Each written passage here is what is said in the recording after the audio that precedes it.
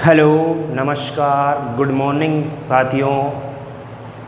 मैं Ghanshyam Sharma JMD study में आपका हार्दिक स्वागत करता हूं। देखिए दोस्तों, मैं उम्मीद करता हूं कि आप घर बैठ कर के अपनी पढ़ाई को अच्छी तरह से जारी रख रहे होंगे और जो हमारा देश इस समय, देश ही क्या पूरा विश्व इस समय एक महामारी से जूझ रहा है, तो मैं उम्मीद करता हूं कि आप उस महामारी से भी सुरक्षित होंगे और घर पर अपना परिवार के साथ समय व्यतीत कर रहे होंगे और घर बैठ कर के अपनी पढ़ाई को अच्छी तरह से जारी रख रहे होंगे।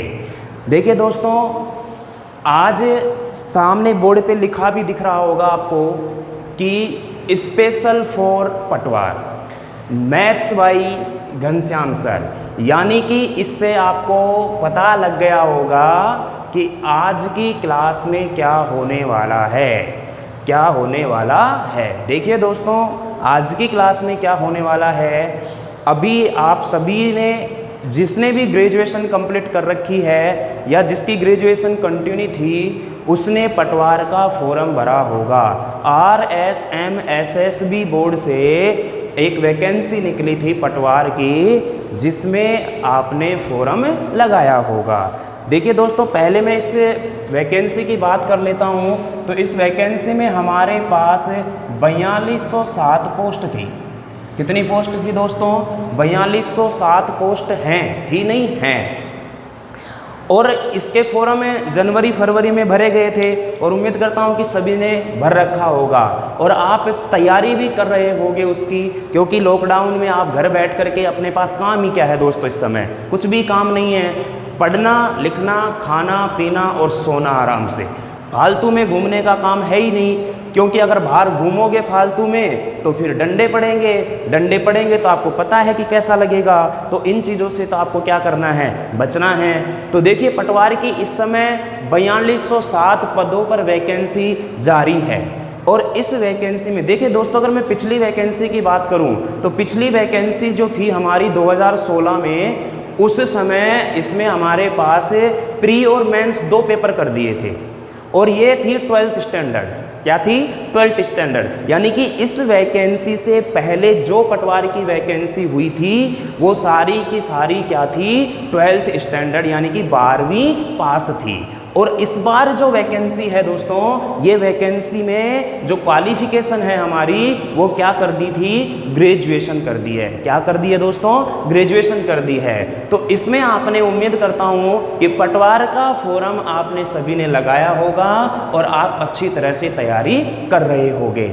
अब जो हमारा एक बैच चल रहा है, जो वो ऑल कॉम्पिटिटिव मैथ्स का है, यानी कि ऑल कॉम्पिटिटिव एग्जाम्स का है वो, तो उसमें तो आपको कंप्लीट मैथ करवाई जाएगी। और जो ये वाला बैच है हमारा, ये स्पेशल फॉर पटवार, यानी कि जो पटवारी में मैथ के टॉपिक हैं, जो पटवार में गणित के टॉपिक हैं, उन टॉपिकों को करवाया जाएगा।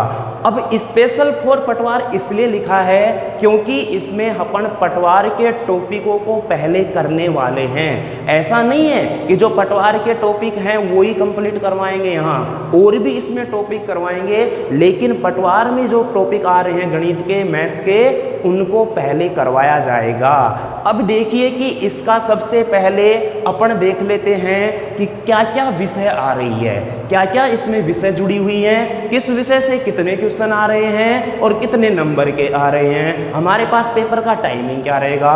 देखिए दोस्तों, सभी को पता होगा, नोटिफिकेशन आपने सभी ने देखा होगा और उम्मीद करता हूं कि आपके पास सिलेबस भी इसका रखा होगा। और देखिए दोस्तों, आपको एक बात बताता हूं मैं, आप कोई भी अगर कॉम्पिटिटिव एग्जाम देते हो तो सबसे पहले उसका सिलेबस, उसका पैटर्न आपके पास होना चाहिए, आपके पास होना चाहिए। उस पैटर्न के अकॉर्डिंग, उस सिलेबस के अकॉर्डिंग आप अपनी तैयारी को कंटिन्यू कीजिए। तो देखना यहाँ पर पटवार की जो वैकेंसी है, इसमें हमारे पास कितनी पोस्ट है दोस्तों?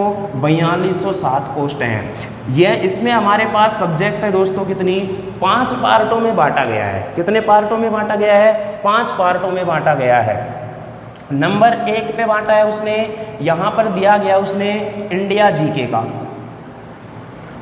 इंडिया जीके का दिया गया है, इसी में हमारा जनरल साइंस यानी जीएस वाला पार्ट भी है। अब इंडिया जीके में हिस्ट्री, ज्योग्राफी, पॉलिटी और कल्चर जो भी आता है वो सारा है। और ये है दोस्तों, इसके आने वाले हैं हमारे पास पेपर में कितने क्वेश्चन है, 38 क्वेश्चन आने वाले हैं। और ये होंगे कितने मार्क्स के दोस्तों, ये होंगे हमारे पास 76 मार्क्स के।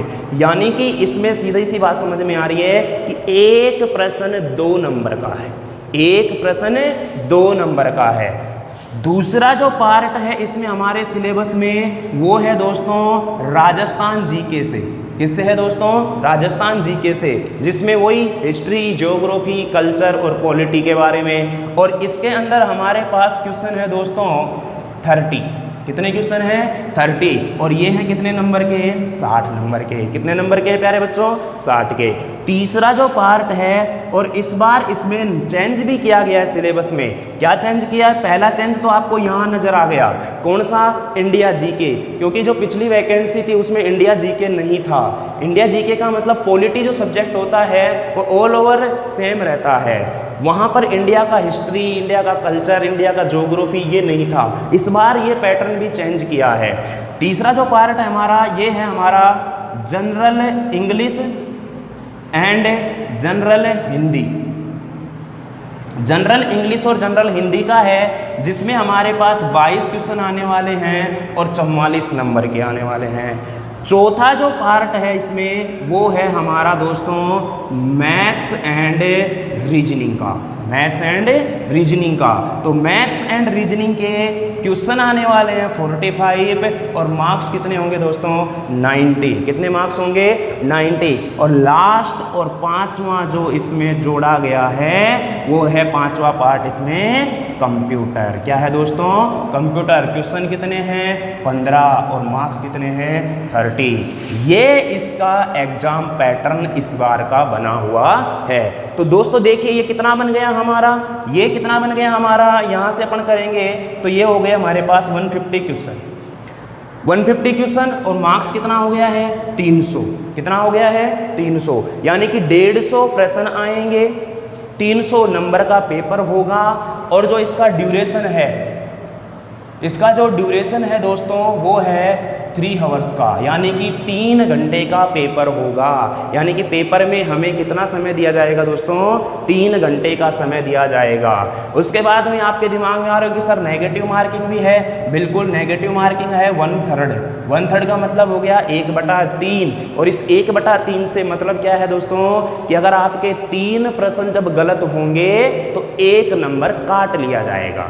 3 प्रश्न गलत होंगे जब 1 नंबर काट लिया जाएगा। तो ये इसका एग्जाम का पैटर्न है और हमें फोकस करना है, हमारी जो क्लास है वो इस पर है। अब आप खुद देखिए सबसे ज़्यादा मार्क्स यहाँ पर, सबसे ज़्यादा नंबर यहाँ पर देखते हो तो 90 नंबर लेकर के बैठ रही है मैथ और रीजनिंग। कौन सी सब्जेक्ट, मैथ और रीजनिंग। अब देखते हैं मैथ के टॉपिक। देखिए जीके इंडिया वाली, राजस्थान वाली और ये जनरल इंग्लिश। देखो जनरल इंग्लिश इस बार ही जोड़ी गई है, पहले इसमें हिंदी आया करती थी। कंप्यूटर भी इसमें इस बार ही जोड़ा गया है, पहले इसमें कंप्यूटर भी नहीं आता था। पहले केवल अपने राजस्थान जीके आती थी 50 क्वेश्चन, मैथ आती थी 50 क्वेश्चन और जो हमारा हिंदी आती थी 50 क्वेश्चन। 2016 वाली वैकेंसी उसमें प्री में किया, प्री में हमारे पास उसमें 2 पार्टों में बांट दिया है, रीजनिंग और जोड़ दी थी और हिंदी थी हमारी। तो ये पुरानी, ये इस बार का पैटर्न रहेगा, ये इस बार का एग्जाम का पैटर्न है। और आपको पता होगा कि पटवार की एग्जाम डेट भी फिक्स कर दी गई है। आपने एक साथ, आपके पास सभी के पास नोटिफिकेशन होगा उस चीज़ का। और इसकी जो एग्जाम डेट है, इसकी जो एग्जाम डेट है दोस्तों वो बताई गई है 28 फरवरी 2021। 28 फरवरी 2021। तो देखना दोस्तों अब आपके पास कितना समय है, कितना समय है। यानी कि ये देख के चलिए, मान के चलिएगा आप कि अगस्त पूरा आपके पास है, सितंबर पूरा है, अक्टूबर पूरा है, नवंबर पूरा है, दिसंबर और जनवरी और फरवरी भी पूरा ही है, क्योंकि 28 फरवरी को होगा एग्जाम।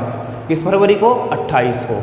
तो ये चीज़ ध्यान रखो, अभी भी आपके पास कितने महीने का समय है? 7 महीने का, 7 मंथ्स का टाइम है आपके पास।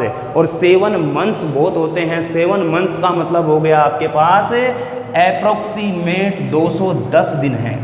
कितने दिन है दोस्तों? 210 दिन हैं। और अगर आप डेली, मैं मान के चल रहा हूँ, अगर आप डेली कंटिन्यू 5 से अगर 6 घंटे की स्टडी करते हो, कितने की? 5 से 6 घंटे की स्टडी करते हो, तो आप पटवार को क्रैक कर जाओगे, पटवार का एग्ज़ाम निकाल लोगे। तो दोस्तों मैं उम्मीद करता हूँ कि ये शेड्यूल आपको समझ में आया होगा। हम पढ़ने वाले हैं क्या? मैथ। और मैथ के अंदर हमारे पास जो पटवार के टॉपिक हैं उनको अच्छी तरह से क्लियर करना है। देखिए दोस्तों, आप साथ में जुड़े रहना, साथ में जुड़े रहना। मैं पटवार के जो अब तक के एग्ज़ाम में प्रश्न आए हुए हैं वो सारे के सारे प्रश्न मैं आपको करवाऊंगा, पूरे के पूरे प्रश्न भी मैं आपको करवाऊंगा। पिछले एग्जाम में आए क्वेश्चन करवाऊंगा, नए क्वेश्चन भी करवाऊंगा, और एग्जामों में क्वेश्चन आए वो भी करवाऊंगा, और आने वाले प्रश्न भी करवाऊंगा कि किस तरह के प्रश्न पूछे जा सकते हैं।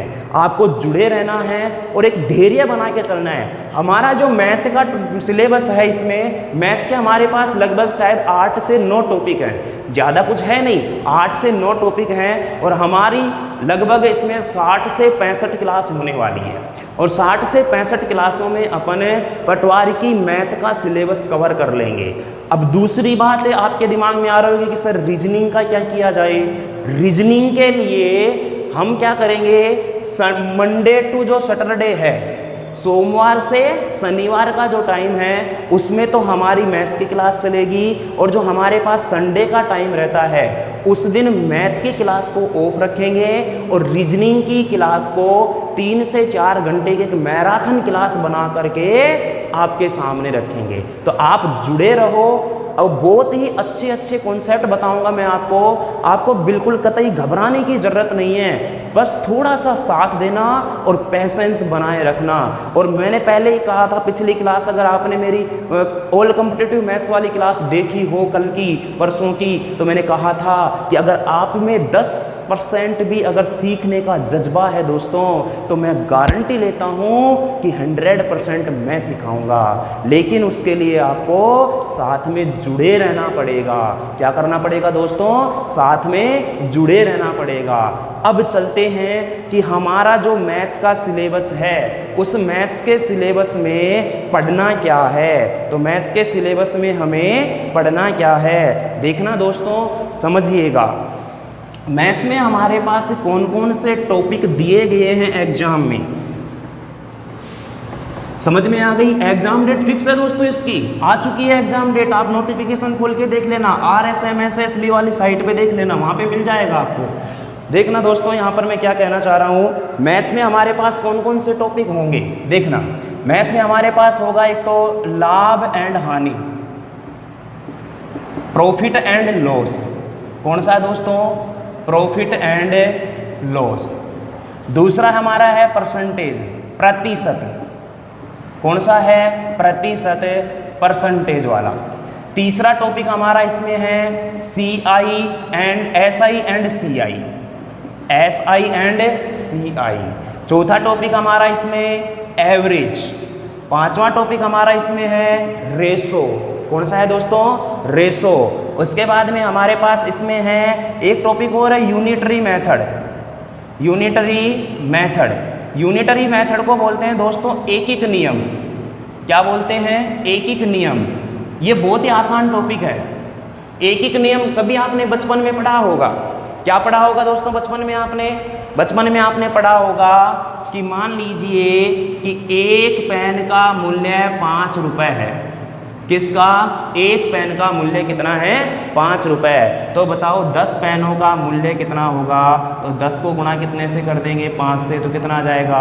50 रुपये। यूनिटरी एक एक का मतलब होता है कि आप उस चीज़ को एक बना करके हल करो, एक बना करके हल करो। जैसे मैं बोलूँ कि मेरे पास 15 पेन हैं, 15 पेनों का मूल्य मेरे पास है दोस्तों 90 रुपये। कितना है? 90 रुपये। तो बताइए एक पेन का मूल्य क्या होगा? तो एक पेन का निकालूंगा तो 90 बटा में क्या कर दूंगा मैं? 15। तो बताइए कितना आ जाएगा एक पेन का मूल्य? 6 रुपये आ जाएगा। क्या आ जाएगा? 6 रुपये आ जाएगा। तो ये यूनिटरी मेथड एक एक नियम के होते हैं। अगला जो हमारे पास इसमें एक टॉपिक और आता है, देखिए इसमें एडवांस मैथ का, जिसको आप सेकंड मैथ बोलते हो, उसका एक ही टॉपिक है मेंसुरेशन, क्षेत्रमिति। और क्षेत्रमिति में उसने सीधा लिखा है क्या? क्षेत्रफल व आयतन। क्षेत्रफल व आयतन। क्या लिखा है? क्षेत्रफल व आयतन। इस प्रकार से हमारे पास 1 2 3 4 5 6 7 और एक टॉपिक और है मैथमेटिकल ऑपरेशन, यानी कि गणितीय संक्रिया। इस प्रकार से हमारे पास इसमें 7-8 टॉपिक हैं। एक एक टॉपिक अपन इसमें क्लियर करते चलेंगे। आपको कतई टेंशन लेने की ज़रूरत नहीं है दोस्तों। मैं पहली क्लास में ही बता रहा हूँ, आप एक पेन और कॉपी लेकर के बैठिएगा, अच्छी तरह से बहुत बढ़िया नोट्स बनाइएगा। पिछले एग्जाम में जो भी क्वेश्चन पूछे गए हैं वो सारे के सारे मैं हर टॉपिक के करवाऊंगा। और जब हमारा ये कंप्लीट हो जाएगा, जैसे ही हमारा ये कंप्लीट हो जाएगा सिलेबस, उसके बाद मैं इसकी 10-15 दिन की प्रैक्टिस सेशन की क्लास भी ले आऊँगा, जिसमें आपके, और देखिए दोस्तों, अगर आपको कोई समस्या रहती है, कोई डाउट रहता है, तो आप कमेंट बॉक्स में कमेंट करिएगा और हमें बताइएगा। दोस्तों आपके सुझाव भी हमें दो कि कैसा लग रहा है, कि अच्छा लग रहा है, कि कुछ सुधार करने की ज़रूरत है। आप भी हमें सजेस्ट किया करो, बताया करो कि सर थोड़ी सी यहाँ कमी है तो उस चीज़ को सुधारो। समझ में आ रही है दोस्तों? क्योंकि आपके द्वारा ही हमें पता लगेगा कि हमारे में कुछ कमी है कि नहीं है। नहीं तो देखिए अपने आप में तो कौन गलत मानेगा अपने आप को? अपने आप को कोई गलत नहीं मानेगा। सबको पता है कि जो मैं कर रहा हूँ बेस्ट कर रहा हूँ। लेकिन इसका पता, कमियों का पता कब लगेगा? जब तुम्हें दिखेगी। जब तुम्हें दिखेगी आप हमें बताओगे, और आप हमें बताओगे तो हम उनमें सुधार करेंगे, तभी जाकर के एक अच्छी चीज़ें मिलनी शुरू होंगी। तो हम उम्मीद करता हूं मैं दोस्तों कि आपको सारी की सारी बातें समझ में आई होगी। और सिलेबस में आप खुद भी देख लेना, अगर एक आध कोई टॉपिक छूट भी गया हो तो कोई टेंशन नहीं है, लेकिन क्लास में नहीं छूटेगा। यहाँ तो मैं केवल अभी बता ही रहा हूँ कि क्या क्या है, पढ़ाया सब कुछ जाएगा। मैथ्स का मैंने बता दिया आपको कि किस प्रकार से मंडे टू सैटरडे, सोमवार से शनिवार हमारी मैथ्स की क्लास रहा करेगी, और संडे के दिन हमारी रीजनिंग की मैराथन क्लास होगी जो 3 से 4 घंटे की रहा करेगी दोस्तों।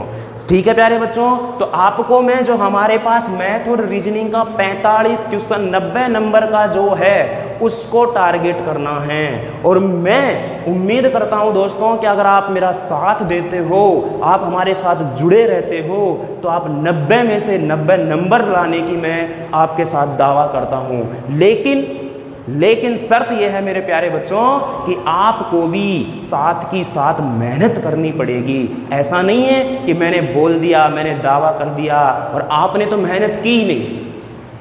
मेरे दावा करने से कुछ नहीं होगा, आपका साथ चाहिए। अगर आप मेहनत नहीं करोगे तो आपके नंबर नहीं आएंगे, और आप मार्केट में कहते फिरोगे अरे फलाने यूट्यूब चैनल पे उस मास्टर ने दावा किया था, हमारे तो नंबर ही नहीं आए। अरे आप कम से कम पहले ये देखो कि उस मास्टर ने जो कहा था वो आपने किया क्या। समझ में आ रही है दोस्तों बात है? तो इसलिए मैं कह रहा हूं कि धैर्य बनाते हुए चलना है। एक तो पेशेंस रखना है आपको। मैं बिल्कुल जीरो से शुरू करूंगा हर टॉपिक को, बिल्कुल शून्य से, कि क्या होती है चीज़ें, तो और बिल्कुल स्टैंडर्ड के क्वेश्चन भी करवाऊंगा, ताकि यानी कि ये मान के चलो कि उस जगह से मैं शुरू करूंगा जहां से एग्जाम में प्रश्न नहीं पूछा जाएगा, और वहां पर ख़त्म करूंगा जहां से भी क्वेश्चन नहीं पूछा जाएगा। बोले कि सर फिर पूछा कहां से जाएगा? अरे पूछा जाएगा इनके बीच में से। तो आपका कोई भी पॉइंट नहीं छूटेगा। हर टॉपिक की 10, 12, 15 जो भी टाइप टू टाइप पढ़ेंगे अपन। ऐसा नहीं है कि एक क्वेश्चन बीच में कहाँ से घुसा दिया, फिर एक हार्ड क्वेश्चन घुसा दिया, नहीं। बिल्कुल लो लेवल से, जीरो से शुरू करके टाइप टू टाइप अपन चलते रहेंगे। ठीक है दोस्तों, तो आपको सारी बातें क्लियर हो गई होंगी। फिर भी अगर आपको कोई डाउट लगता है, आपको कोई समस्या रहती है, कुछ चीज़ पूछनी है, तो बिल्कुल आप कमेंट बॉक्स में कमेंट करिएगा, हम उसको देखेंगे। देखिए दोस्तों, हमारी कमियां केवल आप देखोगे तभी पता लगेगी, लेकिन हमें खुद को पता नहीं लगेगी। और खुद की कमियां कभी भी खुद को नज़र नहीं आती हैं, क्योंकि कोई भी बंदा गलत नहीं करना चाहता और उसे लगता है कि हाँ, जो मैं कर रहा हूँ वो सही कर रहा हूँ। लेकिन आप खुद बताओगे इस चीज़ को कि हाँ सर, जो आप बता रहे हो बातें, जो चीज़ आप करवा रहे हो वो सही है, या फिर सर इस चीज़ में कमी है, तो आप इसमें सुधार कीजिएगा। बिल्कुल आपका सुझाव हम दिल पे लेंगे, मतलब कि दिल से, दिल की गहराइयों तक सोचेंगे उसके ऊपर और उसको सुधार करेंगे। तो ऐसा कुछ नहीं सोचना है कि हमारी बातों को इग्नोर करेंगे, बिल्कुल इग्नोर नहीं करेंगे। आप ही हमारी कमियों को उजागर करोगे, लेकिन कमियां उजागर करने का मतलब ये नहीं है कि मार्केट में ढिंढोरा पीट रहे हो, नहीं। आप उन चीज़ों को हमें बताइए, हमें बताओ कि सर ये कमी है, तो हम उसमें सुधार करेंगे, पक्का सुधार करेंगे दोस्तों। और फिर अगर आपको सुधार ना लगे तो फिर जो आपका मन करे वो करना। तो उम्मीद करता हूं दोस्तों इतनी बातें आपको समझ में आई होगी। और मैंने पहले कहा था कि आपको एकदम धैर्यपूर्वक बातें सुननी है। मैं बिल्कुल जीरो से शुरू करूँगा। कहाँ से? जीरो से। आज की क्लास का पहला टॉपिक यानी कि स्पेशल फॉर पटवार सिलेबस का अपन पहला टॉपिक आज शुरू करने जा रहे हैं। और ध्यान से समझना, पहले मैं उस टॉपिक की बेसिक जानकारी दूंगा, उसकी जो टर्म्स होती हैं उनके बारे में बताऊंगा कि हमें जो टॉपिक पढ़ रहे हैं उस टॉपिक में किन किन टर्म्स का प्रयोग करना है, किन किन शब्दों का प्रयोग करना है। देखिए दोस्तों, शुरू करते हैं। उम्मीद करता हूं कि आपको कोई डाउट होगा तो आप कमेंट बॉक्स में बिल्कुल कमेंट करोगे। और करना दोस्तों, कोई समस्या रहती है, कैसी भी समस्या हो, एजुकेशन से रिलेटेड, पढ़ाई से संबंधित, आलतू फालतू की कमेंट पर ध्यान नहीं दिया जाएगा। बात समझ में आई मेरे प्यारे बच्चों? Very good. चलिए देखिए, तो हमारा पटवार का पहला टॉपिक आज हम उठाते हैं, जिसका नाम है profit and loss. Profit and loss, लाभ व हानि, लाभ व हानि, लाभ व हानि। देखिए दोस्तों, इन दोनों शब्दों से आप बचपन से वाकिफ हैं। लाभ का मतलब होता है फायदा। क्या होता है दोस्तों? फायदा। हानि का मतलब क्या होता है? नुकसान। क्या होता है? नुकसान। कहने का मतलब ये हो गया है कि आपको लाभ और हानि का पता कैसे लगेगा? कैसे लगेगा दोस्तों? जैसे मान लीजिएगा कि मैंने ये मार्कर पेन खरीद के लाया। ये मार्कर पेन मैं खरीद के लाया 20 रुपए का। मैंने कितने का खरीदा दोस्तों? 20 रुपए का। और मैं आकर के मार्केट में इसको बेच रहा हूँ कितने रुपए का? 25 रुपए का। कितने रुपए का दोस्तों? 25 रुपए का। तो आप मुझे बताओ, सीधी सीधी बात समझ में आ रही है कि क्या हुआ होगा?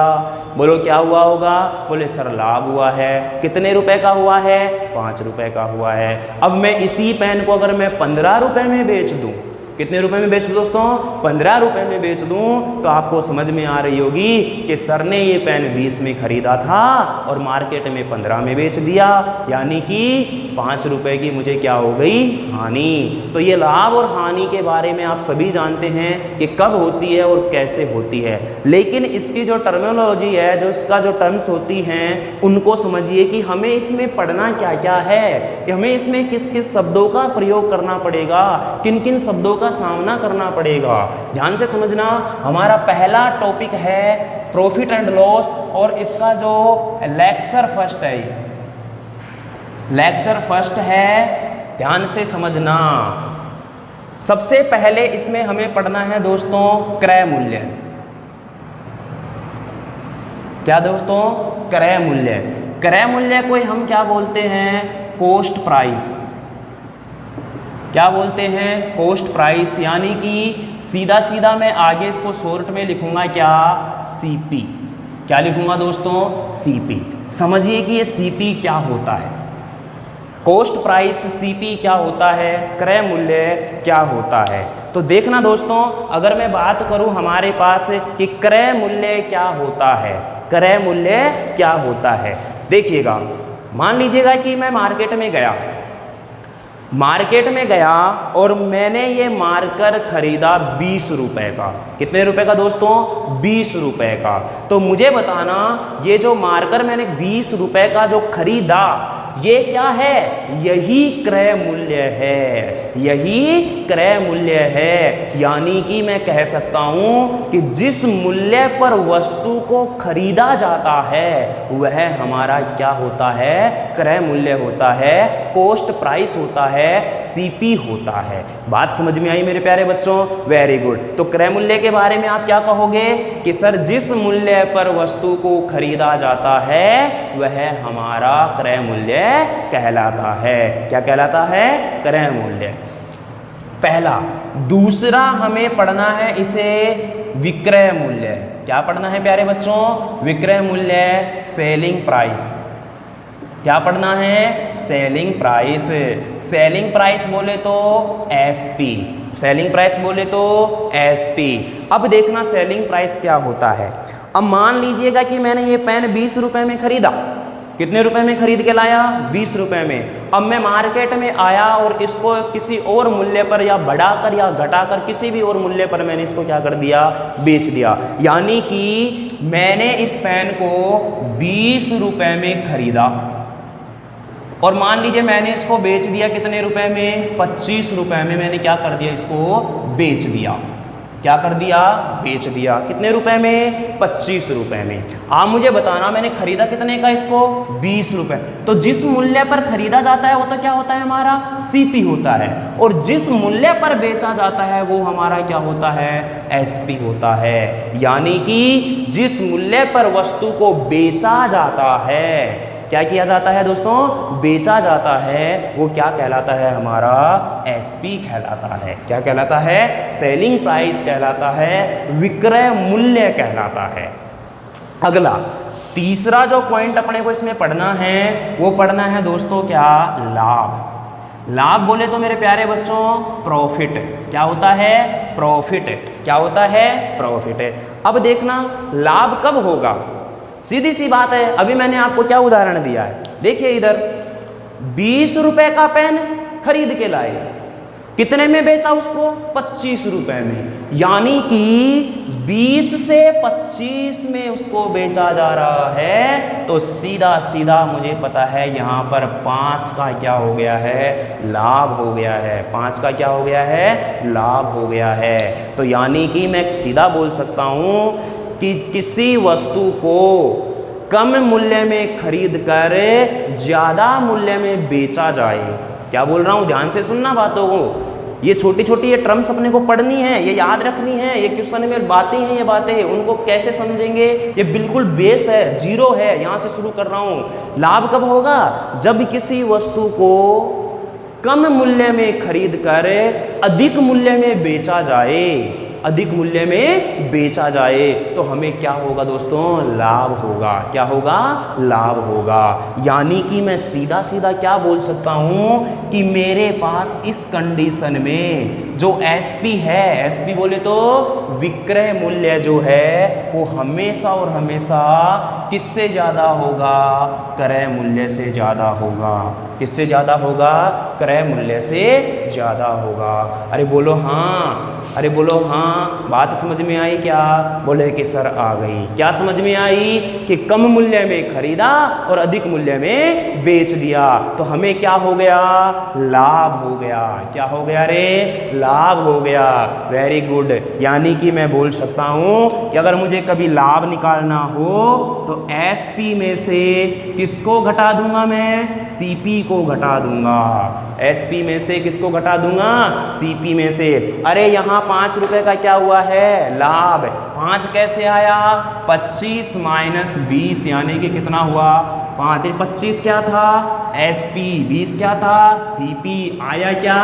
लाभ, प्रॉफिट आया। क्या आया? प्रॉफिट आया। Very good. समझना अगली बात। नंबर 4, चौथा पॉइंट है हमारा इसमें क्या? हानि। क्या है प्यारे बच्चों? हानि। अब देखना लॉस। लॉस क्या होता है? लॉस क्या होता है? हानि क्या होती है? मान लीजिएगा कि मैंने इसको 20 रुपए में खरीद कर लाया और 15 रुपए में बेच दिया। तो बताइए क्या हुआ यहाँ पर? बोले सर हानि हुई। 20 में खरीदा है, खरीदा कितने में? 20 में। बेचा कितने में? 15 में। क्या किया इस बार? कम मूल्य में तो खरीदा है, सॉरी अधिक मूल्य में खरीदा है और कम मूल्य में बेचा है। अरे अधिक मूल्य में क्या किया है? खरीदा है, और कम मूल्य में क्या किया है? बेचा है। यानी कि ज्यादा मूल्य में किसी वस्तु को खरीद कर कम मूल्य में बेचा जाए तो हमें क्या होती है दोस्तों?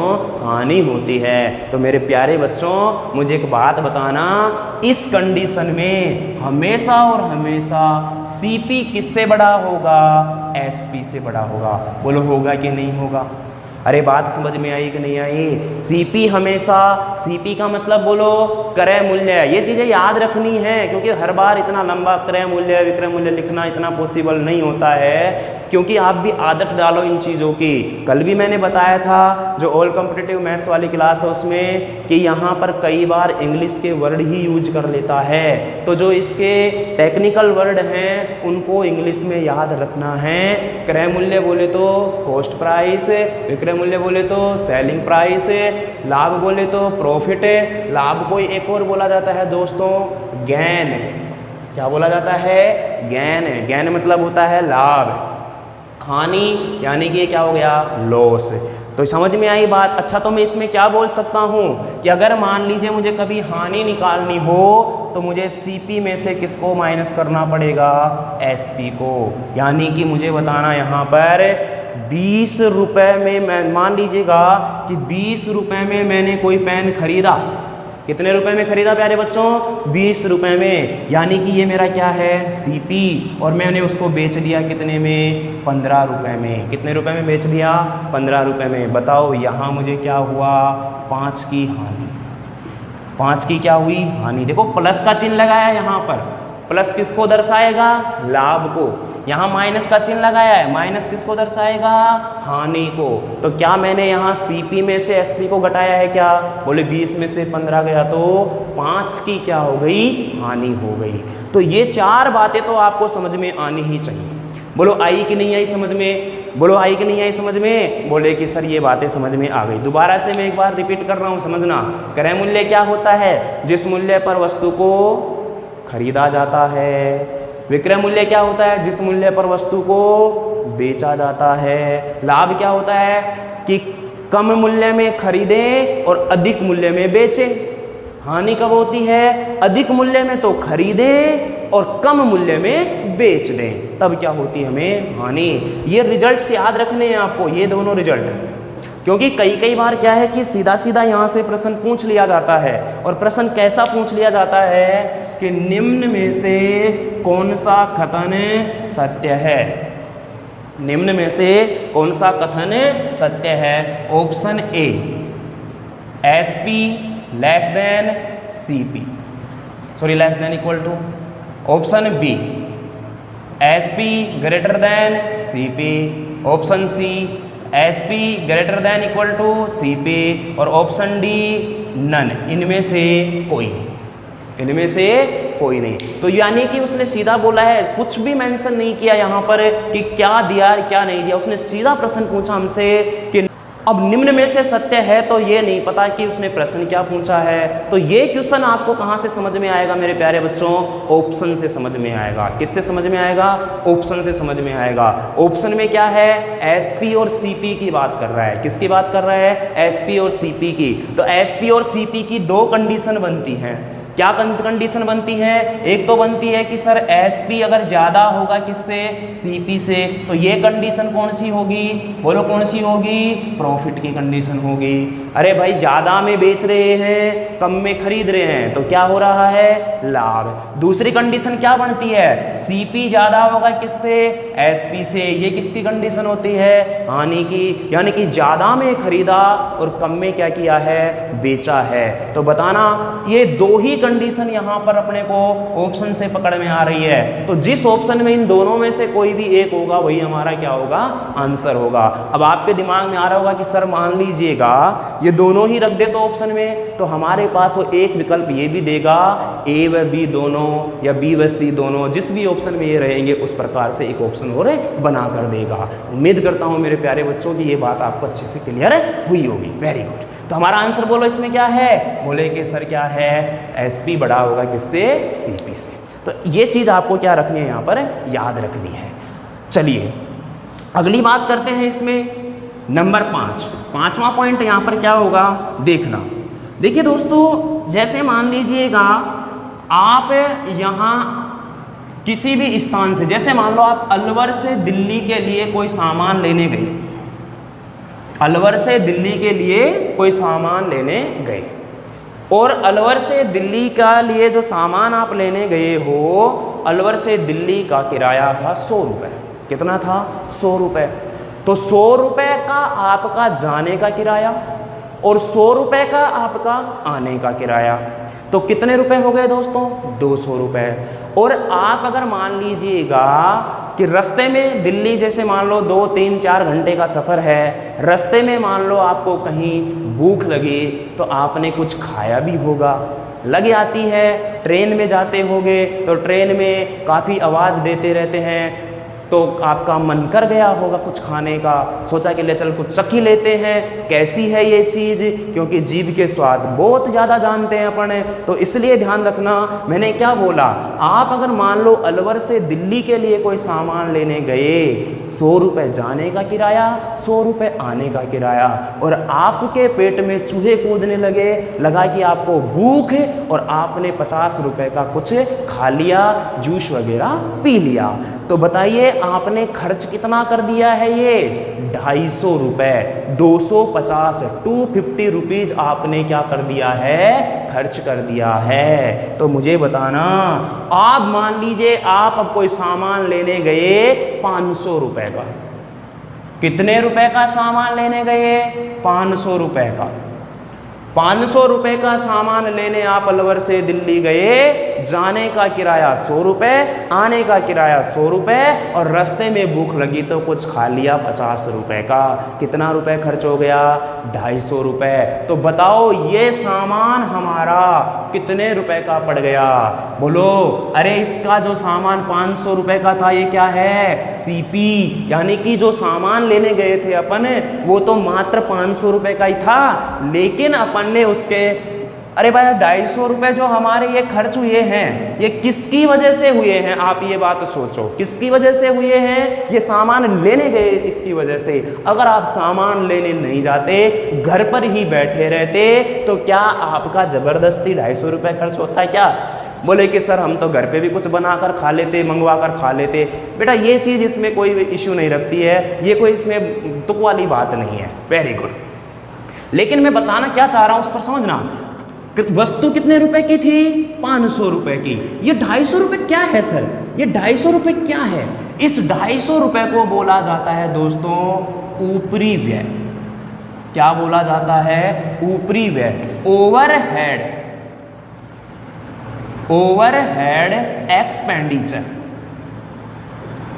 ओवरहेड एक्सपेंडिचर बोला जाता है। क्या बोला जाता है? ओवरहेड एक्सपेंडिचर, ऊपरी व्यय बोला जाता है। और याद रखना मेरे प्यारे बच्चों, ऊपरी व्यय हमेशा किस में जुड़ेगा?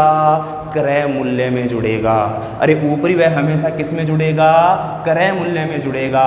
यानी कि अब जो वस्तु है वो वस्तु 500 रुपये की नहीं रही।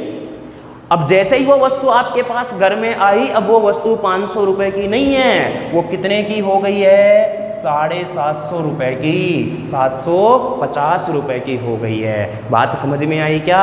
अरे बात समझ में आई क्या? तो अगला जो टर्म है मेरा, वो अगला टर्म क्या है दोस्तों? क्या है मेरे प्यारे बच्चों? ऊपरी व्यय, ओवरहेड एक्सपेंडिचर। ऊपरी व्यय क्या होता है? अगर आप किसी वस्तु को लेने जा रहे हो तो जो मूल्य है वस्तु का, क्या है? जो मूल्य है उसके अतिरिक्त आपका आने का, जाने का, खाने का, पीने का जो भी खर्च है वो उसमें जोड़ दिया जाता है, और वो हमारा फिर टोटल क्रय मूल्य, ये जो होगा हमारा, ये क्या होगा? टोटल सीपी होगा। अब जो हमारे पास, जैसे मान लो आपने अब उस वस्तु को 1000 रुपये में बेच दिया, 1000 रुपये में क्या कर दिया दोस्तों, बेच दिया। यानी कि अब जो हमारा लाभ या हानि जो बनेगी वो कहाँ से बनेगी, 500 से बनेगी या 750 से बनेगी? अरे 500 से बनेगी या 750 से? बोले कि सर अब तो हमारे पास वो कहाँ से बनेगी, 750 से बनेगी। क्यों? क्योंकि ये भी इसमें खर्च क्या हो गया है, शामिल। यानी कि जो वस्तु 500 रुपये की थी वो आने जाने खाने पीने के खर्च की वजह से कितने की हो गई, 750 की। तो आपके पास बचत यानी कि आप बताओ, अब जो सीपी है वो कितना है, 750, उसको बेचा कितने में, 1000 में। तो सीधी सी बात है, कम में खरीदा ज़्यादा में बेचा, क्या होने वाला है, लाभ होने वाला है, प्रॉफिट होने वाला है। प्रॉफिट कितने का, बोले कि सर एसपी में से सीपी को घटा दो, कितने का प्रॉफिट हो गया है, 250 रुपये का। कितने का हो गया है, 250 रुपये का। उम्मीद करता हूँ मेरे प्यारे बच्चों इतनी बात आपको अच्छी तरह से समझ में आई होगी। अभी तो मैं केवल इसकी नॉर्मल बेसिक जानकारी दे रहा हूँ आपको कि इसमें पढ़ना क्या है, ये चीज़ें होती क्या हैं, क्रय मूल्य क्या है, विक्रय मूल्य क्या है, लाभ क्या है, हानि क्या है, ऊपरी व्यय क्या है। क्योंकि कई बार प्रश्न में लिखा आएगा, आगे जो मैं क्वेश्चन करवाऊंगा आपको तो सारी चीज़ें अच्छी तरह से क्लियर करवाऊंगा। तो उम्मीद करता हूं मेरे प्यारे बच्चों आपको ये चीज़ समझ में आई होगी और आप कॉपी पेन लेके बैठे होगे। देखिए कॉपी पेन लेके बैठना है, नोट्स बनाने हैं ताकि आप उनकी प्रैक्टिस करो। जब देखो एग्जाम देने जाओ ना, उसके 1-2 दिन पहले आप उन नोट्स को ही पढ़ के जाओ। जो आपको उसमें जो ट्रिक हैं, जो मेथड हैं, जो चीज़ें हैं, उनको जो नोट वगैरह लिखवाए गए हैं, नोट वगैरह लिखवाए जाएंगे, उनको देख के जाओ ताकि वो सारी की सारी चीज़ें अपने माइंड में एक तरह से सेव हो जाएं और ताज़ा रहें, एकदम फ्रेश रहें। और देखिए दोस्तों आपको बिल्कुल भी किसी चीज़ का प्रेशर लेकर के नहीं बैठना है, एकदम माइंड को फ्री रखो और कंसंट्रेट होके बैठना है, कंसंट्रेट होके बैठना है। आप क्या करते हो, प्रेजेंस है बॉडी तो रहते हो लेकिन प्रेजेंस ऑफ माइंड नहीं रहते हो। अरे आप क्या करते हो, फिजिकली बैठे रहते हो लेकिन मेंटली नहीं रहते हो, क्योंकि आपका जो माइंड है वो बहुत ज़्यादा सोचता रहता है।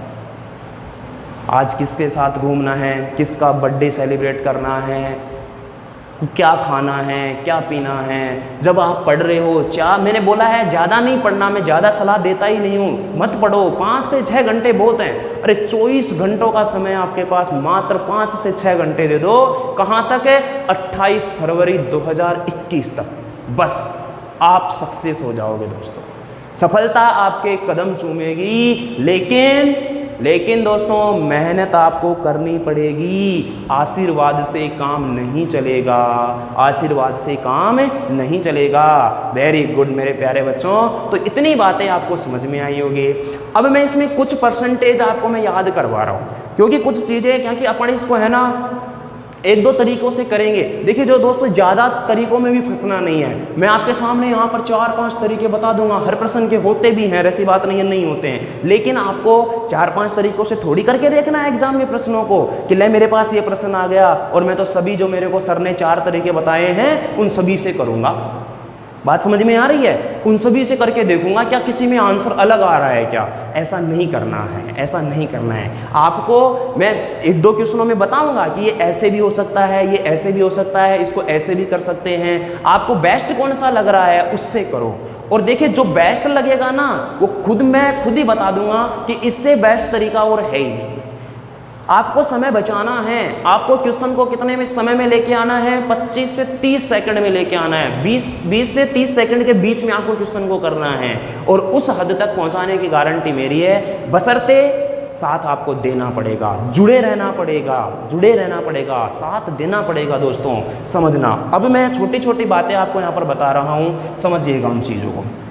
देखिए इसको अपन एक तो रेशो मेथड से भी करेंगे, जो कि बहुत बहुत ही आसान पड़ता है। रेशो मेथड, अनुपात विधि से अगर प्रश्नों को अपन हल करते हैं इसमें तो आसान रहता है। अब उसके लिए जैसे मान लो मैंने आपके सामने एक लिखा 25%, क्या लिखा प्यारे बच्चों, 25%। देखिए प्रतिशत अपन पढ़ेंगे इसमें, और प्रतिशत में अपन क्या करते हैं कि जब हमें प्रतिशत का चिन्ह हटाना होता है तो हम उसमें देते हैं कितने का भाग, 100 का भाग। कितने का भाग, देखो प्रतिशत 100% का मतलब क्या होता है, 100 पर 1, 100 पर क्या 1। तो यहाँ पर ये 25% है, 100 पर कितना है 25 है, 100 पर कितना है 25 है। तो ध्यान देना यहाँ पर है, तो इसकी मैं बात करूँ तो मुझे बताना 25 से कम 25 और 25 चौके 100 क्या हो गया 1/4, यानी कि मैं 25% को क्या लिख सकता हूँ 1/4। यानी कि अगर मैं आपको सीधी सी बात बोलूँ 4 का 25% कितना होगा 1 होगा। क्या कह रहा हूं मैं 4 का 25% कितना होगा 1 होगा। अरे बात समझ में आई कि नहीं आई? चलो इसका कर देता हूं मैं आधा, 12.5%। आधे का मतलब जानते हो ना 2 का भाग, तो अभी इसमें भी 2 का भाग दे दो। अरे 1/4 में भी 2 का भाग दे दो, देते हैं। चलो मुझे पता है मैं चीज़ें बहुत बिल्कुल बेसिक से पढ़ा रहा हूँ दोस्तों, इन चीज़ों की वैसे ज़रूरत नहीं पड़नी चाहिए थी, लेकिन मैं बिल्कुल जीरो से पढ़ा रहा हूँ ताकि आपको ये चीज़ें समझ में आए कि ऐसा क्यों कर रहे हैं अपन। देखना 1/4 का आधा करेंगे, आधे का मतलब होता है 2 का भाग देना, और 1/4 में अगर अपन 2 का भाग देंगे तो क्या हो जाएगा? क्या मैं इसके नीचे 1 लिख सकता हूँ क्या? देखिए दोस्तों 1 एक ऐसी संख्या है जिसको गुणा करने पर किसी भी संख्या से और भाग देने पर किसी भी संख्या में कोई प्रभाव नहीं डालती है वो। यानी कि अगर मैं बोलूँ 250 गुणा 1 क्या रहेगा? ये 250 ही रहेगा। मैंने बोला 250/1 क्या रहेगा? ये 250, 250 ही रहेगा। रहेगा कि नहीं रहेगा? तो यानी कि अगर 1 को आप किसी संख्या से गुणा करते हो तो संख्या पर कोई फर्क नहीं पड़ता है। अगर आप किसी संख्या में 1 का भाग देते हो तब भी उस पर कोई फर्क नहीं पड़ता है, लेकिन जोड़ने और घटाने में पड़ता है। इस चीज़ का आपको क्या करना है? ध्यान रखना है। तो अब मुझे बताना, ऊपर मेरे पास 1/4 है, नीचे मेरे पास 2/1 है, और ये नीचे वाली जो भिन्न ये क्या चली जाती है ऊपर, और ऊपर जाते ये भी क्या हो जाती है? बदल जाती है, उलट जाती है। यानी कि 1/4 और गुणा हो जाएगा 1/2, बनेगा क्या मेरे पास 1/8। तो मुझे बताना 12.5% को मैं क्या लिखूंगा 1/8। अरे क्या लिखूंगा 1/8। देखो 12.5% का आधा करूंगा तो ये क्या होगा 6.25%। अरे होगा कि नहीं होगा? 6.25% होगा, और 6.25% को अपन क्या लिख सकते हैं? 6 सही 1/4% भी लिख सकते हैं। अरे लिख सकते हैं ना, 6 सही 1/4%। तो इसका मतलब ये क्या होगा 1/16। वही काम कर दो, 1/8 में कितने का भाग दे दो 2 का, ये 2 1 ऊपर चला जाएगा, क्या आ जाएगा ये 1/16 आ जाएगा। बात समझ में आई कि नहीं आई? अरे आई कि नहीं आई? चलिए अगली बात करते हैं। अच्छा ये चीज़ बनती कैसे है? ये चीज़ बनती कैसे है? कैसे नहीं बनती? 100 का ही खेल है। अरे किसका खेल है? 100 का। जैसे मैंने लिखा आपके सामने यहाँ पर 33 सही 1/3% है। 33 सही 1/3% है, तो मुझे बताना इसकी फ्रैक्शन क्या बनेगी? बोले कि सर ये क्या हो गया 33 तिया 99 और प्लस 1 किया तो 100, यानी कि मैं इसको लिख सकता हूँ क्या 100/3 क्या है प्रतिशत, 100/3%। अगर मैं प्रतिशत हटाऊंगा तो 100 का क्या लग जाएगा इसमें भाग, और 100 से 100 कटार क्या बन गया 1/3। तो सारा का सारा खेल 100 का है। और आपको ये फ्रैक्शन बनाना, ये भिन्न बनाना आनी चाहिए दोस्तों प्रतिशत की। जैसे मैंने बोला तो बताना यहाँ 33 से 1/3% को क्या लिख सकते हैं 1/3।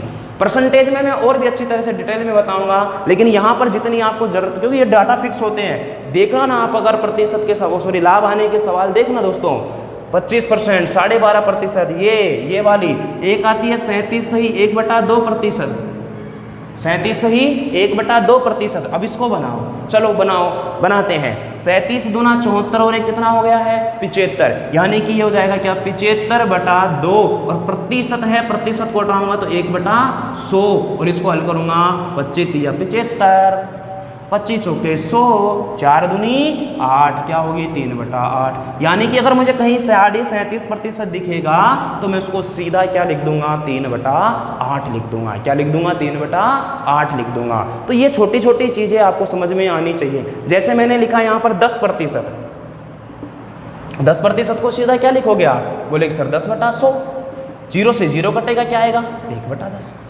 मैंने लिखा यहाँ पर एक और आता है 11 सही 11 सही 1/9%। 11 सही 1/9%। बोलो ये कितना हो जाएगा? 11 नाम 99, 99 और 1 100, तो 100/9%। हटाऊंगा तो 1/100, कटा तो क्या हो गया 1/9। यानी कि कभी मुझे दिखेगा 11 से 1/9%, तो उसको सीधा क्या लिख दूंगा मैं? 1/9 लिख दूंगा। और कहीं पर मुझे मान लो दिख गया 9 सही 1/11%, 9 सही 1/11%, तो इसको क्या लिखूंगा? देखो वो 11 9 99 और 1 100 बटा में 11 और गुणा 1/100। 1/100 कहाँ से आया? बोले सर प्रतिशत हटा दिया है। प्रतिशत क्या कर दिया है? हटा दिया है। तो 100 से 100 गया, ये क्या हो गया 1/11। तो अगर मुझे कहीं 9 सही 1/11 दिखेगा तो मैं उसको क्या लिखूंगा? सीधा 1/11। और ध्यान रखना दोस्तों, जो नीचे वाली संख्या होती है ये मूल संख्या होती है। नीचे वाली जो संख्या होती है ये क्या होती है? मूल संख्या होती है। जब तक प्रश्न में कुछ कहा नहीं जाए, जब तक प्रश्न में कुछ स्पेसिफाई नहीं किया जाए।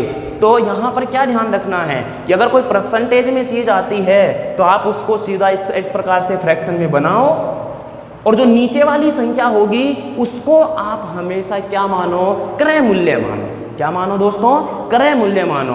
बोले कि सर हमेशा ही मानना है? हाँ, हमेशा ही मान के चलना है। जब तक प्रश्न में कुछ स्पेशल ना बोल दे, जब तक प्रश्न में कुछ कह नहीं दे, कि ये मेंशन ना कर दे हमेशा हमारे सामने कि ये इसके ऊपर। जैसे मान लो मैं आपको बोलूँ कोई भी प्रश्न, जैसे मान लीजिए मैंने आपके सामने एक प्रश्न लिखा कि चलिए इसको थोड़ा सा साफ करता हूँ मैं, जगह नहीं है, अभी बताता हूँ, देखना कैसे आप इस चीज़ों को पहचान पाओगे और कैसे आप इन चीज़ों को डिफरेंट कर पाओगे, अलग कर पाओगे, अंतर कैसे समझ पाओगे। तो देखो ये चीज़ फ्रैक्शन बनाना आपको समझ में आनी चाहिए, और कुछ फ्रैक्शन आपको सीधा सीधा याद भी रखनी है, और प्रतिशत में मैं और अच्छी तरह से डिटेल से बताऊंगा बहुत सारी चीज़ें। चलिएगा, जैसे मैंने लिखा कि मेरे पास एक दुकानदार किसी वस्तु को 500 रुपये में खरीदा। 500 रुपये में क्या किया उसने? खरीदा। सीपी क्रय मूल्य है, खरीदा है 500 रुपये में, और उसके ऊपर उसे हो गया कितने % का लाभ? 10% का। यानी कि प्रश्न की भाषा क्या है समझना। अभी मैं धीरे धीरे छोटे छोटे प्रश्नों से लेके चल रहा हूँ, मैं क्वेश्चन भी आपको लिखवाऊंगा, कॉपी पेन लेके बैठो, और मैं बहुत धीरे धीरे बोल रहा हूँ। एक चीज़ को मैं कम से कम 2 से 3 बार रिपीट कर रहा हूँ। आप खुद भी नोट्स बना सकते हो आसानी से लिख करके।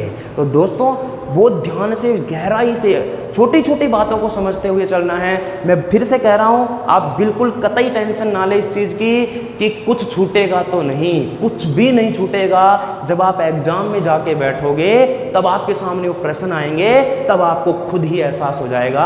अगर आप अच्छी तरह से पढ़ के गए हैं तो, लेकिन अगर ढंग से नहीं पढ़ा, अच्छी तरह से उन चीज़ों को नहीं देखा, तो आप बिल्कुल नहीं पहचान पाओगे। अरे बात समझ में आई मेरे प्यारे बच्चों? Very good. मैं क्या बोल रहा हूँ कि एक दुकानदार किसी वस्तु को 500 रुपये में खरीद कर 10% के लाभ से बेचता है, तो बताइए उसे कितने रुपए में बेचा?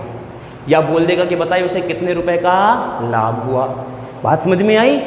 अरे समझ में आई ना? प्रश्न क्या बोला मैंने कि एक दुकानदार किसी वस्तु को 500 रुपये में खरीद कर 10% के लाभ से बेच रहा है, तो बताइए वह उसे कितने रुपए में बेचेगा?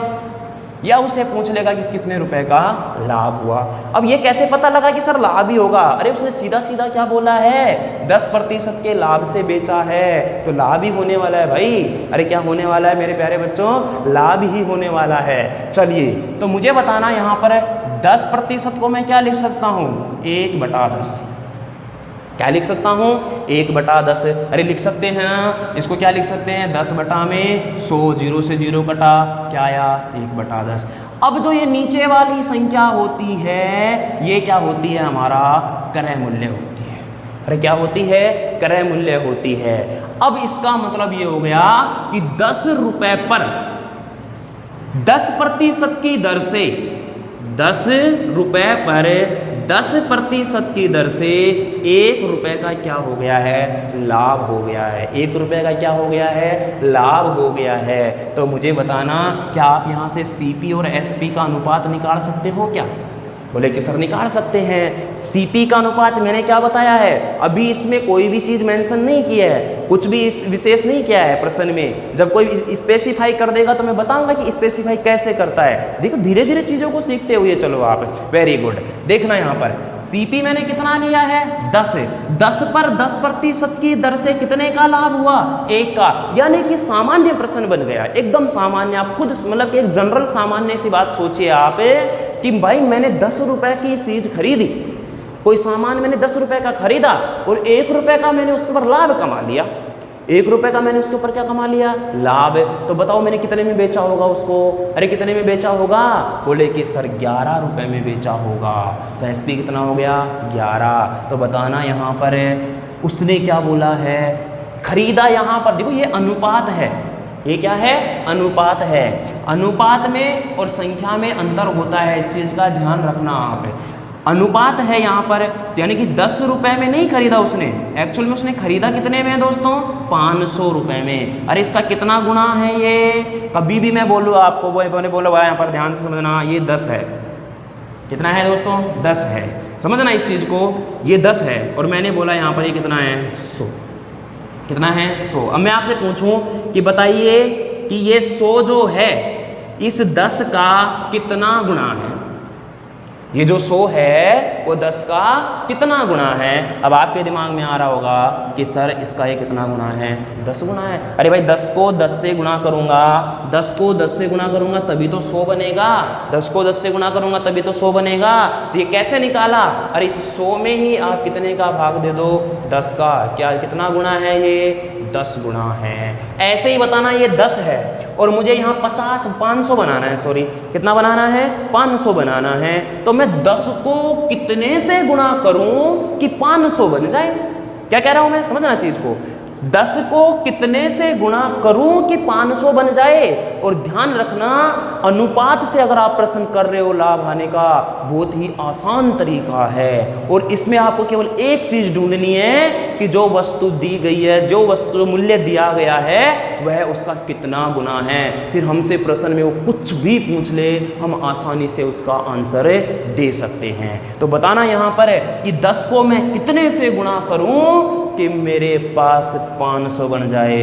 अरे बावड़ो बताओ कितना आएगा, बोले कि सर 50 आएगा। कितना आएगा दोस्तों, 50 आएगा। अरे ढोड़ो 10 को 50 से करूँगा तो क्या 500 नहीं बना क्या, बोले कि सर बन गया। तो आप इसको भी 50 से गुणा कर दो, अरे इसको भी 50 से गुणा कर दो। गुणा करो 11 पंजे 55, यानी कि मैंने उस वस्तु को कितने में बेचा, 550 में। अब लाभ कितने का हुआ, 500 की वस्तु को 550 में बेच दिया, कितने का लाभ हो गया, 50 रुपए का। कितने का लाभ हो गया, 50 रुपए का। अरे बात समझ में आई कि नहीं आई, चलिए वेरी गुड, और बातें करते हैं। देखना छोटे छोटे प्रश्न लेके चल रहा हूं मैं अभी, और इसमें कुछ भी ज़्यादा खास बात नहीं है। अभी समझना और चीज़ों को। आप इस प्रश्न को सीधा भी कर सकते थे।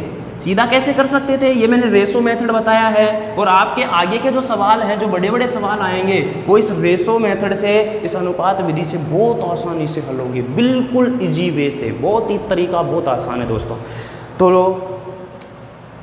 ध्यान दीजिएगा इधर, मैंने बोला इसी सवाल को दूसरे तरीके से करते हैं। मुझे बताना ये जो सीपी है मेरे पास, ये कितने रुपए है, 500 रुपये।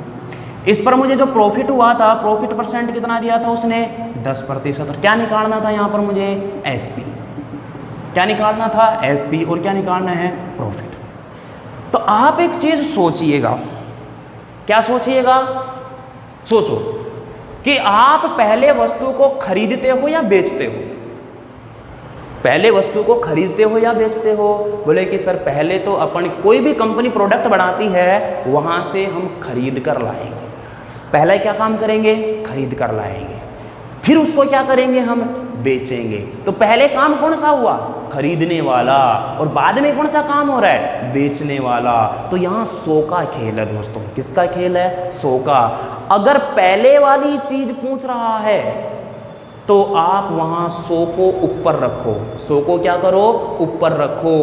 और लाभ हो रहा है तो 100 में जोड़ के नीचे लगा दो, और हानि हो रही है तो 100 में से घटाकर नीचे रख दो।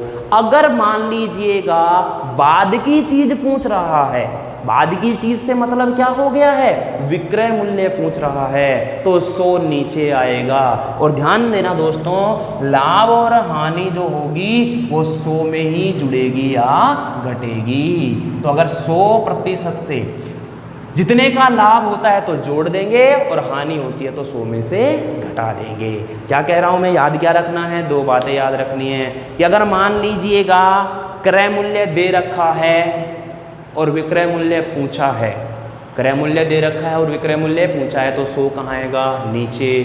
क्यों, क्योंकि वो बाद वाली चीज पूछ रहा है, और बाद वाली चीज पूछेगा तो 100 बाद में आएगा। बाद से मतलब नीचे की बात कर रहा हूं मैं, हर की बात कर रहा हूं मैं। अगर मान लो फिर बाद वाली चीज देकर अगर पहले वाली पूछ रहा है, यानी कि अगर विक्रय मूल्य उसने दे दिया और क्रय मूल्य हमसे पूछ रहा है, तो 100 ऊपर आएगा। ऊपर का मतलब अंश में आएगा। कहाँ आएगा, अंश में आएगा। समझना इस चीज को।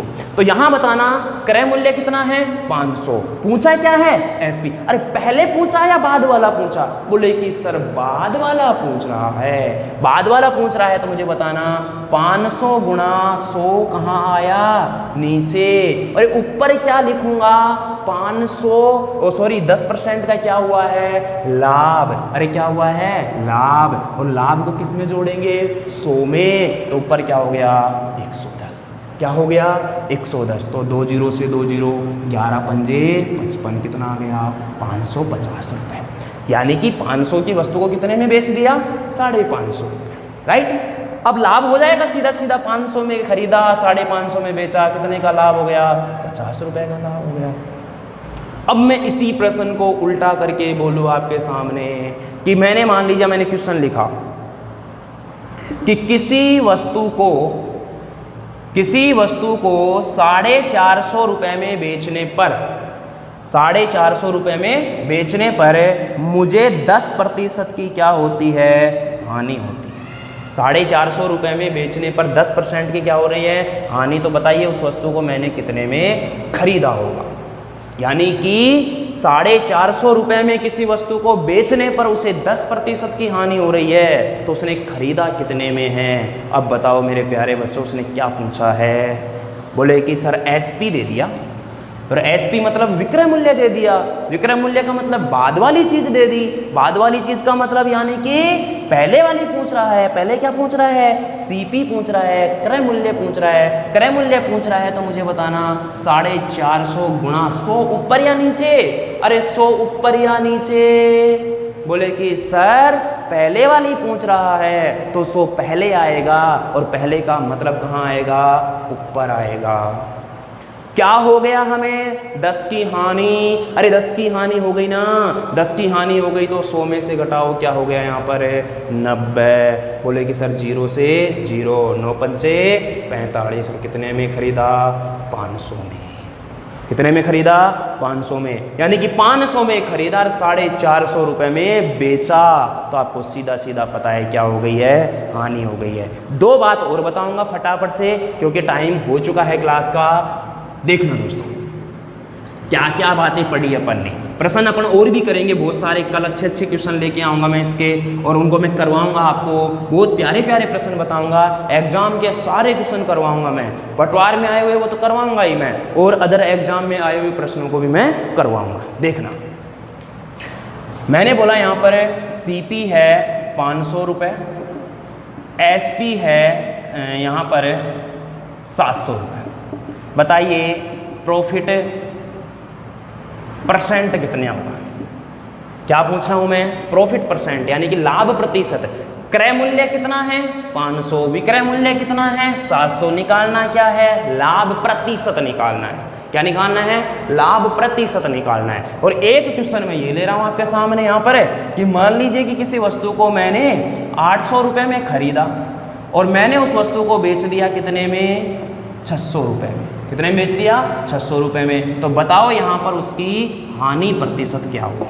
ये दो क्वेश्चन आज की क्लास में मैं और करवा रहा हूँ, फिर बाकी अपन कल पढ़ेंगे। देखो इधर 500 रुपये में तो उसने खरीदा है, 700 रुपये में उसने बेचा है। राइट। तो बताना यहाँ पर 500 की वस्तु को 700 में बेच दिया, लाभ कितने का हो गया? बोले सर 200 का लाभ हो गया। कितने का लाभ हो गया प्यारे दोस्तों? 200 का लाभ। लाभ हुआ किस पर है? 500 पर। अरे 500 की वस्तु को 700 में बेचा है तो लाभ कितने का हुआ है? 200 का हुआ है। और ये 200 का लाभ किस पर हुआ है? 500 पर। तो लाभ प्रतिशत ध्यान से समझना, प्रॉफिट परसेंट जो होगा वो प्रॉफिट अपॉन सीपी गुणा में 100। प्रॉफिट अपॉन सीपी गुणा में 100। ध्यान से समझना, प्रॉफिट कितने का हो गया? 200 का। सीपी कितना है? 500 और गुणा में 100। 2 जीरो से 2 जीरो, 5 से काटा, इसको कितनी बार कट गया? 20 बार। और 20 दूनी 40। 40% का मुझे क्या हो गया यहाँ पर? लाभ हो गया। देखो नीचे क्या आया यहाँ पर? सीपी। अगले प्रश्न पर आओ। कितने में खरीदा रे दोस्तों? 800 में खरीदा। कितने में बेचा? 600 में। कितने में बेचा? 600 में। बताओ क्या हो गई? बोले सर 200 की हानि हो गई। किस पर हुई है ये? 800 पर हुई है। तो हानि प्रतिशत के लिए मुझे यहाँ पर क्या करना पड़ेगा? लॉस बटा में सीपी और गुणा में 100, यानी कि 200 बटा में 800 और गुणा में 100। 200 से ये कटा कितनी बार? 4 बार। 4 से ये कटा कितनी बार? 25 बार, यानी कि 25% की मुझे क्या हो गई है? हानि हो गई है। इतनी बात आपको समझ में आनी चाहिए। बिल्कुल बेसिक मैंने बातें बताई हैं। आज की क्लास को मैं यहीं पर रख रहा हूँ। तो दोस्तों उम्मीद करता हूँ कि ये चीज़ें आपको अच्छी तरह से समझ में आई होगी। Very good. व्यस्त रहो, स्वस्थ रहो, सुरक्षित रहो और पढ़ाई को कंटिन्यू रखिएगा। और दोस्तों कोई कमी नज़र आए तो आप सुझाव दो, कमेंट बॉक्स में कमेंट करना।